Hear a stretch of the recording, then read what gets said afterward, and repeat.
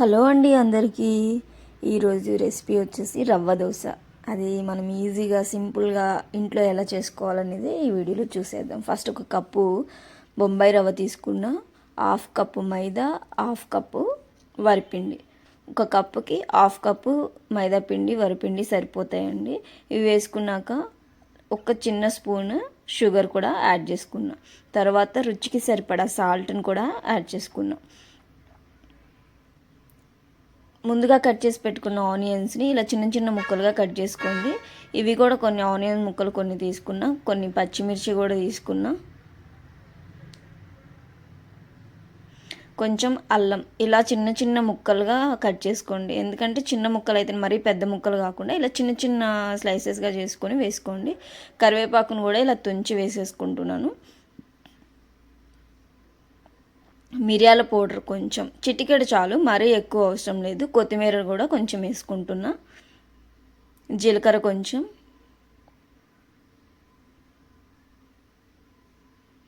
So ఇవన్నీ కూడా add చేసుకున్న తర్వాత ఈ మిశ్రమాన్ని మొత్తం ఫస్ట్ వాటర్ వేయకుండా ఫస్ట్ అయితే దీన్ని అంతటినీ కలిపేస్తున్నాను అనమాట. మొత్తానికి ఈవెన్గా మొత్తం కలిసిపోయేలాగా కలిపేసుకుంటే తర్వాత వాటర్ వేసుకొని ఉండలు లేకుండా కలుపుకుంటే సరిపోతుంది.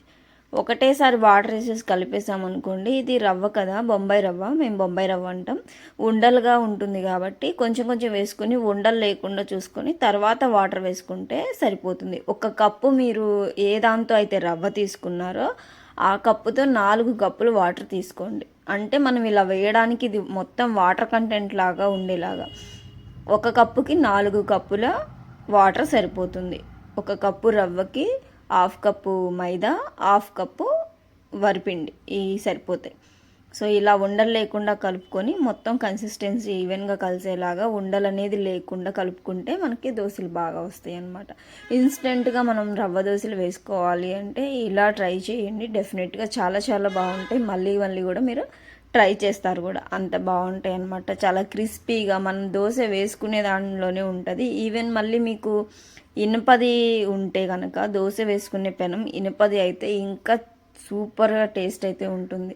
అంత బాగా వస్తాయి. చూసారు కదా, ఈ కన్సిస్టెన్సీలో మనం ఇలా వాటర్ లాగా కలుపుకుంటేనే దోశ అనేది, రవ్వ దోశ అనేది చాలా బాగుంటుంది. సో ఇంకా నేనైతే ప్యాన్ పెట్టేసి ముందైతే కొంచెం ఆయిల్ వేసుకోండి, ఎక్కువ అవసరం లేదు. కొంచెం ఆయిల్ వేసుకొని ఇలా ఉల్లిపాయతో ఈవెన్గా స్ప్రెడ్ అయ్యేలాగా మొత్తానికి ఇలా కలుపుకుంటున్నాను.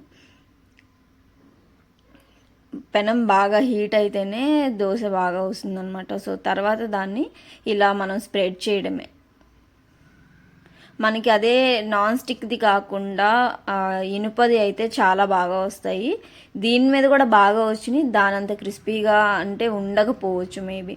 సో ఇలా ఈవెన్గా మొత్తానికి వేసుకోండి. మరీ మందంగా అస్సలు వేసుకోవద్దు. ఒక్కసారి ఇలా స్ప్రెడ్ చేస్తే ఆ వాటర్ లాగా ఇలా మనం స్ప్రెడ్ చేసేస్తే సరిపోతుంది. మళ్ళీ ఎక్కువ వేసుకున్నా కూడా ఈ రవ్వ అనేది ఉడకడానికి టైం పడుతుంది. టైం అంటే మళ్ళీ మందంగా వస్తుంది దోశ కూడా. ఇలా వేసిన తర్వాత ఆయిల్ కొంచెం వేసేసుకున్నా, అది చూడండి ఉడుకుతుంది కూడా మనకి క్లియర్గా అర్థమైపోతుంది. పల్చగా వేసుకుంటేనే చాలా బెటర్. ఇలా కాలిన తర్వాత సెకండ్ వైపుకి టర్న్ చేసుకోండి, సరిపోతుంది. చాలా చాలా బాగున్నాయి. డెఫినెట్గా మీరు కూడా ట్రై చేయండి. ఎలా ఉందో కూడా నాకు కామెంట్ రూపంలో తెలియచేయండి. దోశలు అయితే సూపర్ అంటే సూపర్ ఉంటాయి. ఈ చాలా సింపుల్, మనం ఇంగ్రీడియంట్స్ వేసుకోవడం కూడా అంత బాగుంటుంది. సో ఇలా మనం 1 by 1 వేసుకుంటూ మళ్ళీ కొంచెం ఆయిల్ వేయండి, ఎక్కువ ఆయిల్ అవసరం లేదు. ఇలా ఈవెన్గా వాటర్ లాగా ఇలా మనం వేసుకుంటే ఇలానే వేయాలన్నమాట ఈ రవ్వ దోశ. అంతకు మించి మనం ఓవర్గా ఇక్కడ ఒకదాని మీద ఒకటి మళ్ళీ మళ్ళీ వేసినా కూడా దోశ అనేది మెత్తగా కొంచెం లావుగా వస్తుంది, మందంగా వస్తుంది మనకి. సో ఇలా వేసుకుంటే సరిపోతుంది. ఇంకా కొంచెం ఆయిల్ యాడ్ చేసేసుకుంటే నీట్గా వచ్చేస్తాయి. చాలా క్రిస్పీగా వేడి వేడిగా తినండి, సూపర్ అంటే సూపర్ ఉంటాయి. దీనికి పల్లీ చట్నీ కాంబినేషన్ వేసుకోండి, ఇంకా మనం ఫుల్గా లాగిచ్చేస్తాం అనమాట దోశల్ని. ఎంత బాగా వచ్చినాయి అంటే అంత బాగా వచ్చినాయి.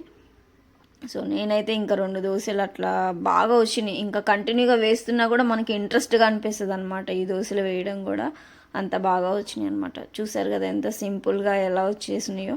సో మీరు కూడా ట్రై చేయండి, ఎలా ఉందో కూడా నాకు చెప్పేయండి. సో నేను ఈ దోశలను అయితే ఇప్పుడు రెడీ చేసేసుకొని ఇంకా ఫుల్గా లాగించేయటమే. చాలా సింపుల్గా త్వరగా అయిపోయే రెసిపీ అయితే మనకి రెడీ అయిపోయింది రవ్వ దోశ. అవి వేడివేడిగా తింటేనే చాలా బాగుంటాయి. పల్లీ చట్నీ కాంబినేషన్లో సూపర్ అంటే సూపర్.